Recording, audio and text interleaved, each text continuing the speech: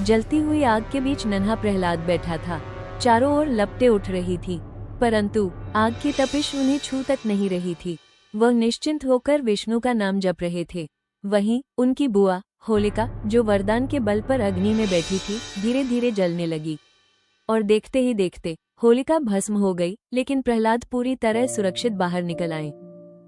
आप देख रहे हैं समय और सनातन की विशेष श्रृंखला, भक्ति बनाम अहंकार, प्रहलाद की कथा। पिछले भाग में हमने देखा कि हाथी भी प्रहलाद को कुचल नहीं पाए। आज हम देखेंगे कैसे अग्नि परीक्षा में भी भक्ति की विजय हुई। हिरण्यकशिपु अब निराश हो चुका था। उसने सोचा, अगर तलवार और विष असफल हो गए तो आग इस बालक को अवश्य भस्म कर देगी। उसने अपनी बहन होलिका को बुलाया।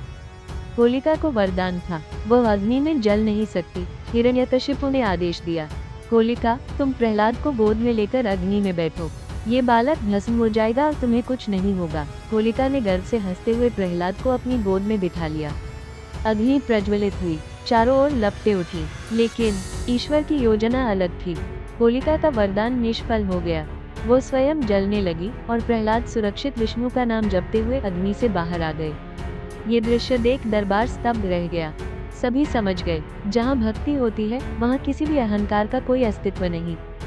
अब हिरण्यकशिपु का क्रोध अपनी चरम सीमा पर पहुँच चुका है।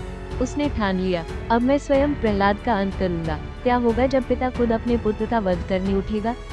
जानिए अगले भाग में। अगर यह कथा आपको प्रेरणादायी लगी तो लाइक, शेयर और सब्सक्राइब कीजिए समय और सनातन को, और कमेंट्स में लिखिए, क्या आप मानते हैं कि सच्ची भक्ति हर परीक्षा पार कर जाती है? इस श्रृंखला के पहले के भागों को देखने के लिए डिस्क्रिप्शन में दिए गए लिंक को क्लिक कीजिए।